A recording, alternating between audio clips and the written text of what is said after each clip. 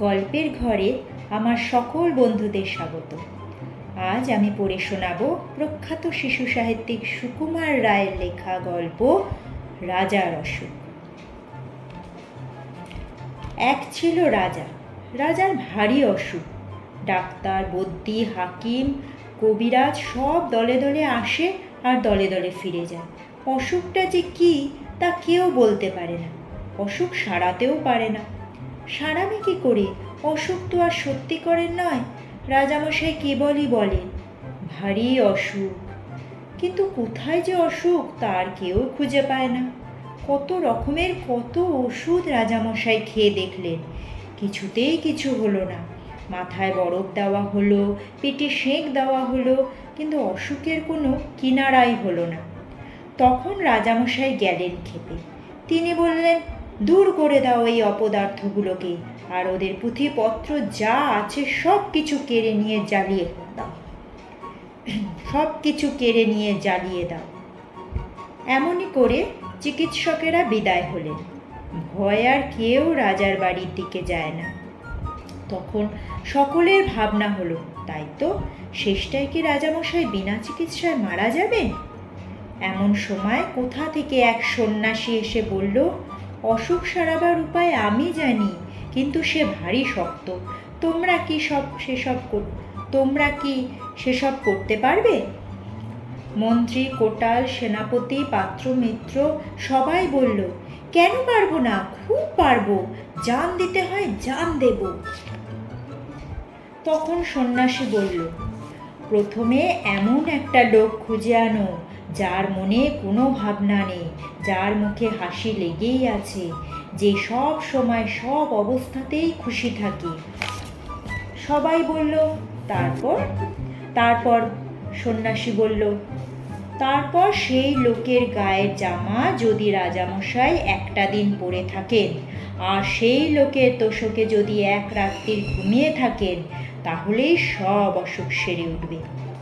সবাই শুনে বলল, এ তো চমৎকার কথা। তাড়াতাড়ি রাজামশাইয়ের কাছে খবর গেল। তিনি শুনে বললেন, আরে এই সহজ উপায়টা থাকতে এতদিন সবাই মিলে করছিল কি? এইটা কারো মাথায় আসেনি? যাও, এখনই খোঁজ করে সেই হাসিওয়ালা লোকটা জামার তোষক নিয়ে এসো। চারিদিকে লোক ছুটল, রাজ্যময় খোঁজ রব পড়ে গেল, কিন্তু সে লোকের আর সন্ধান পাওয়া যায় না। যে যায় সেই ফিরে আসে আর বলে, যার দুঃখ নেই, ভাবনা নেই, সর্বদাই হাসিমুখ, সর্বদাই খুশি মেজাজ, কই তেমন লোকের তো দেখা পাওয়া গেল না। সবার মুখে একই কথা। তখন মন্ত্রীমশাই রেগে বললেন, এদের দিয়ে কি কোনো কাজ হয়? এ মূর্খেরা খুঁজতেই জানে না। এই বলে তিনি নিজেই বেরোলেন সেই অজানা লোকের খোঁজ করতে।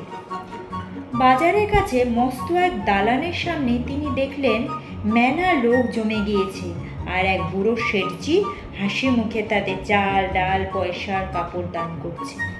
মন্ত্রী ভাবলেন, বাহ, এই লোকটাকে তো বেশ হাসি খুশি দেখাচ্ছে, ওর তো অনেক টাকা পয়সাও আছে দেখছি, তাহলে আর ওর দুঃখই বা কিসের, ভাবনাই বা কিসের? ওরই একটা জামা আর তোষক চেয়ে নেওয়া যাক। মন্ত্রীমশাই এরকম ভাবছেন, ঠিক সেই সময় একটা ভিখারি করেছে কি, ভিক্ষা নিয়ে শেঠজিকে সেলাম না করেই চলে যাচ্ছে। আর শেঠজির রাগ দেখে কে, তিনি ভিখারিকে গাল দিয়ে জুতো মেরে তার ভিক্ষা কিরে তাকে তাড়িয়ে দিলেন। ব্যাপার দেখে মন্ত্রীমশাই মাথা নেড়ে সেখান থেকে সরে পড়লেন। তারপর নদীর ধারে এক জায়গায় তিনি দেখলেন একটা লোক ভারী মজার ভঙ্গি করে নানা রকম হাসির গান করছে, আর তাই শুনে চারিদিকে লোকেরা হু হু করে হাসছে। মানুষ যে এত রকম হাসির ভঙ্গি করতে পারে তা মন্ত্রীমশাই জানা ছিল না। তিনি লোকটার গান শুনে আর তামাশা দেখে একেবারে হেসে অস্থির হয়ে উঠলেন আর ভাবলেন, এমন আমোদে লোকটা থাকতে কিনা আমার লোকগুলো সব হতাশ হয়ে ফিরে যায়। তিনি পাশের একটি লোককে জিজ্ঞাসা করলেন, এই লোকটা কে হে? সে বলল, ও হচ্ছে গোবরা মাতাল। এখন দেখছেন এমন খোশ মেজাজে আছে, কিন্তু সন্ধে হলেই ওর মাতলামি, চেঁচামেচি আর উৎপাত শুরু হয়। ওর ভয়ে পাড়ার লোক তিষ্ঠতে পারে না। শুনে মন্ত্রীমশাই গম্ভীর হয়ে আবার চললেন সেই লোকটির সন্ধানে। সারাদিন খুঁজে খুঁজে মন্ত্রীমশাই সন্ধ্যার সময় বাড়ি ফিরলেন, কিন্তু সে লোকের সন্ধান কোথাও মিলল না। এমনই করে দিনের পর দিন তিনি খোঁজ করেন, আর দিনের পর দিন হতাশ হয়ে বাড়ি ফেরেন। তার উৎসাহ প্রায় ফুরিয়ে এসেছে। এমন সময় হঠাৎ এক গাছতলায় তিনি একটা পাগলা গোছের বুড়ো লোকের দেখা পেলেন। লোকটার মাথা ভরা চুল, মুখ ভরা দাড়ি, সমস্ত শরীর যেন শুকিয়ে দড়ি হয়ে গিয়েছে। মন্ত্রী বললেন, তুমি এত হাসছো কেন? সে বলল, হাসবো না? পৃথিবী মনমন করে ঘুরছে, গাছের পাতা সরে সরে যাচ্ছে, মাঠে মাঠে ঘাস গজাচ্ছে, রোদ উঠছে, বৃষ্টি পড়ছে, পাখিরা গাছে এসে বসছে, আবার সব উড়ে যাচ্ছে। এসব চোখের সামনে দেখছি আর হাসি পাচ্ছে। মন্ত্রী বললেন, তা না হয় বুঝলাম, কিন্তু শুধু বসে বসে হাসলে তো আর মানুষের দিন চলে না।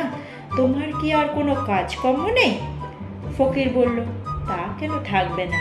সকালবেলায় নদীতে যাই, সেখানে স্নান টান সেরে লোকজনের যাওয়া আসা, কথাবার্তা, এইসব তামাশা দেখে আবার গাছতলায় এসে বসি। তারপর যেদিন খাওয়া জোটে খাই, যেদিন জোটে না খাই না। যখন বেড়াতে ইচ্ছা হয় বেড়াই, যখন ঘুম পায় তখন ঘুমাই। কোনো ভাবনা চিন্তা হট্টগোল কিছুই নেই। ভারী মজা। মন্ত্রী খানিক মাথা চুলকে বললেন, যেদিন খাওয়া পাও না সেদিন কি করো? ফকির বলল, সেদিন তো কোনো ঠেলাই নেই, সেদিন তো কোনো ল্যাঠাই নেই। চুপচাপ পড়ে থাকি আর এই সব তামাশা দেখি। বরং যেদিন খাওয়া হয় সেদিনই হাঙ্গামা বেশি। ভাত মাখরে, গ্রাস তোলরে, মুখের মধ্যে ঢোকা ওরে, চিবো ওরে, গেল ওরে, তারপর জল খাওরে, আচ্ছা ওরে, হাত মুখ মোছরে, কত রকম কাণ্ড। মন্ত্রী দেখলেন এতদিনে ঠিক মতন লোক পাওয়া গিয়েছে। তিনি বললেন, তোমার গায়ের এক আধখানা জামা দিতে পারো? তার জন্য তুমি যত ইচ্ছা দাম নাও, আমরা দিতে প্রস্তুত আছি। শুনে লোকটা হো হো করে হাসতে লাগলো। বলল, আমার আবার জামা? এই সেদিন একটা লোক একটি শাল দিয়েছিল, তাও তো ছাই ভিখারিকে দিয়ে ফেললাম। জামাটা আমার ধারি না কোনোদিন। মন্ত্রী বললেন, তাহলে তো মহা মুশকিল। যদি বা একটা লোক পাওয়া গেল, তারও আবার জামা নেই। আচ্ছা, তোমার বিছানার তোষকখানা দিতে পারো? কত দাম চাও বলো, আমরা টাকা ঢেলে দিচ্ছি। এবারে ফকির হাসতে হাসতে মাটিতে লুটিয়ে পড়ল, আর হাসি থামেই না।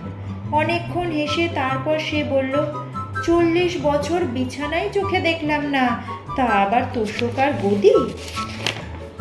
মন্ত্রীমশাই বড় বড় চোখ করে বললেন, জামাও গায়ে দাও না, লেপ কম্বল বিছানাও সঙ্গে রাখো না, তোমার কি অসুখও করে না ছাই?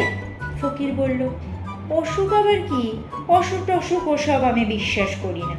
যারা কেবল অসুখ বিসুখ ভাবে তাদেরই খালি অসুখ করে।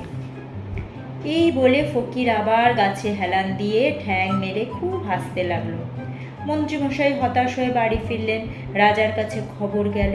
রাজা মন্ত্রীকে ডেকে পাঠালেন। তার কাছে সব শুনলেন। শুনে মন্ত্রীমশাইকে বিদায় দিলেন।